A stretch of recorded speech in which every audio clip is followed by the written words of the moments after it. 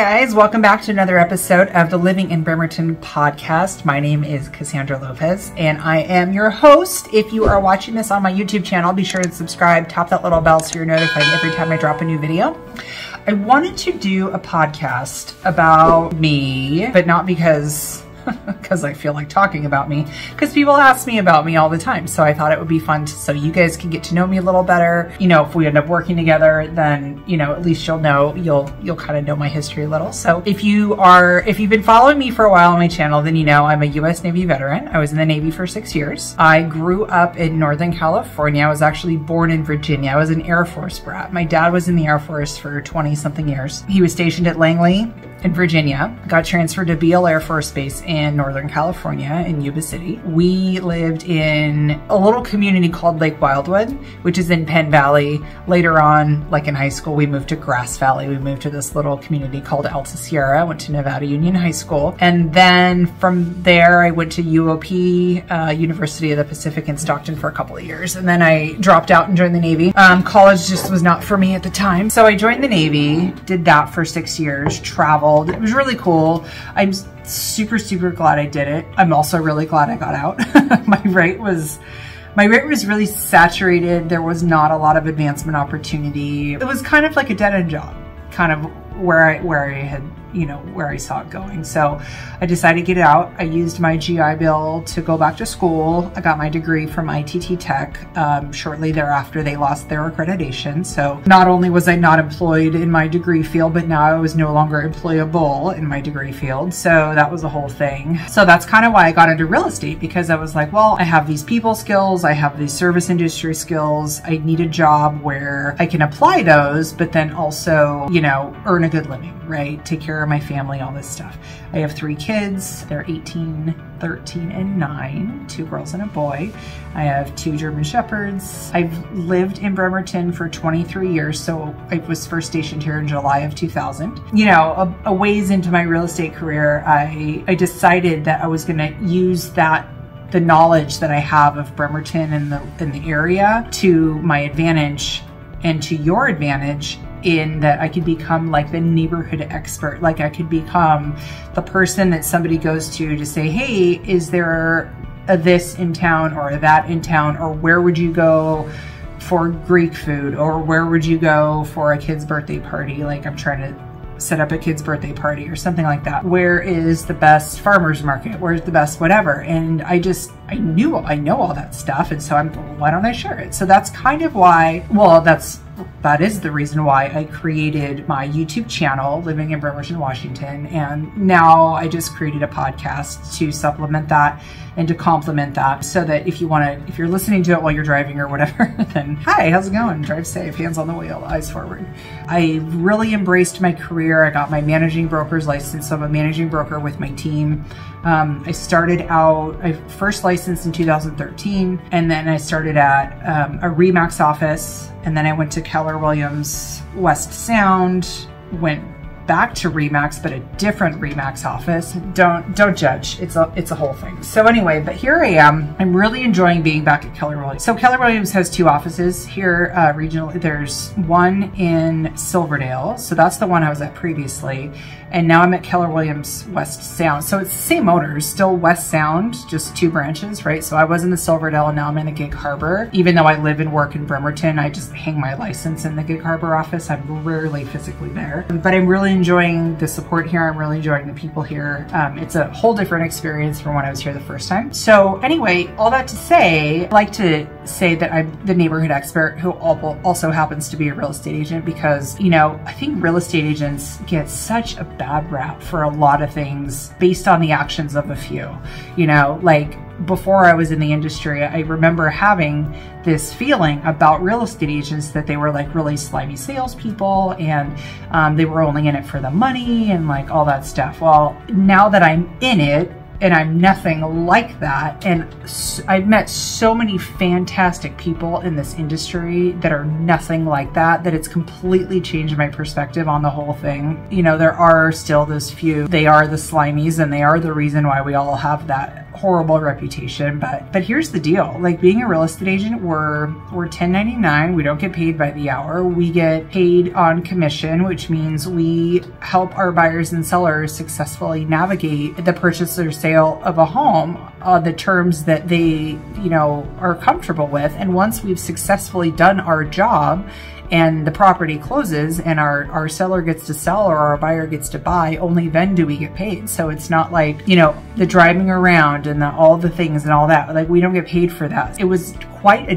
different, quite an adventure going from, you know, the salary W-2 position to commission W-9 position. It's a whole different mindset shift. And so there's a lot of growing that happens there. But you just, you know, I love coming from a place of service. I love providing information with zero expectation of reciprocity because I just enjoy it. I love where I live. I love Bremerton. I don't want you to listen to all the rumors that it's nothing but crime and everything. I think that's so far off.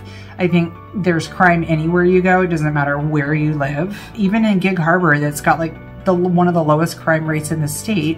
Somebody just robbed a store and drove through the gate at Cantor with, you know, unauthorized. Like, stuff happens, you guys. It's just, you know, stuff happens everywhere you go, anywhere you go. So don't listen to those crazy rumors that you hear. I definitely would not have lived here and stayed here for 23 years and raised my 3 kids here and put them in schools here if it was really, really all that bad. I can't say that enough. I love our law enforcement here. They do such a great job of keeping, you know, the community safe and everything. I can't say enough about that, but I'm gonna actually get off that topic because I actually had to unlist one of my videos. It was actually my top performing video. I had to unlist it with the most amount of views and the most amount of comments because another agent, not in my marketplace, she's a broker owner of her own firm, and she also is the newly seated diversity chair for the Association of Realtors, the local one in Pierce County. I'm not gonna say her name, but she called my designated broker, who's essentially my boss, right? She called him complaining about this video that I had done, which was talking about the 5 worst neighborhoods in Bremerton or something, right? She called complaining that I was steering people away from Bremerton. She doesn't even work here, you guys. She works like 40 miles away from me. Steering people away, which in the real estate industry, the word steering is like the S word. It's a bad word. Basically, it's guiding people to live or not live in a certain location based on a protected class of information. Like the crime rate, for example. Like, oh, this area's got the worst crime rate or whatever, right? So all of my video topics and all of my data comes from public record. So this is all stuff that anybody could look up at any time. It's not opinion. It's not my opinion about anything.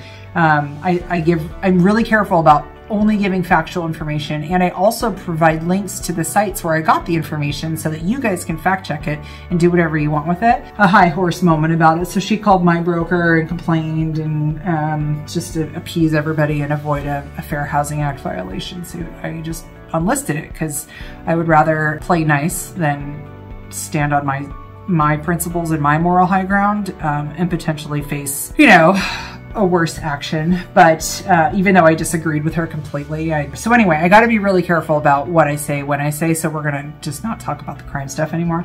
But anyway, so that's just about me. I love hiking. I love horseback riding. I love taking my dogs out. My kids are my world. I love them so much. My son is 9 years old and he loves soccer. My 13-year-old daughter is an artist and she comes up with the best characters. She has all these original characters who have all their own backstories, and she's creating her own like comic strips and stuff. And she's just super, super genius creative when it comes to that stuff. And everything's freehand. She does everything freehand, and then she also does some digitally with, you know, different features and filters and colors and aspect ratios and just all this stuff. I have no idea. And then my oldest girl is like beyond book smart. Like, she's so smart, too smart for her own good. And she's 18. She just graduated from high school. She graduated a semester early. And she's one of those kids who's like, yeah, I've been there, done that. Now I don't know what I'm going to do with my life. She has no idea. She's like on all these smarts, and she's like, I don't know what I want to do. I don't know. We'll see. Might take a year off, might go to college, might not. Like, she's just kind of out there, which is totally fine. College isn't for everybody. And, you know, it's kind of one of those things where I just want to support her making the right decision that's best for her instead of forcing her into, you know, paying for 4 years of college that she's never going to use. So, you know, it's kind of a trade-off. You kind of have to take the good with the bad and wish the best for your kids. So anyway, that's a little bit about me, you guys. If you have any questions that you want to know about me, I'm kind of an open book. I try to be really transparent with my people and my clients and my viewers and my audience. Because I'm just, you know, I'm a regular person just like you guys, and hopefully we get a chance to work together, help you guys buy or sell a house. And but if not, I mean, feel free to just stay watching the videos and listening to the podcast and getting to learn more about Bremerton and the surrounding areas, and maybe pick up a cool few pointers here and there. I get lots of comments all the time about, hey, could you do a video about the transportation system, which I still have not done. Sorry, you guys. I do get your requests. I do read all the comments. I reply.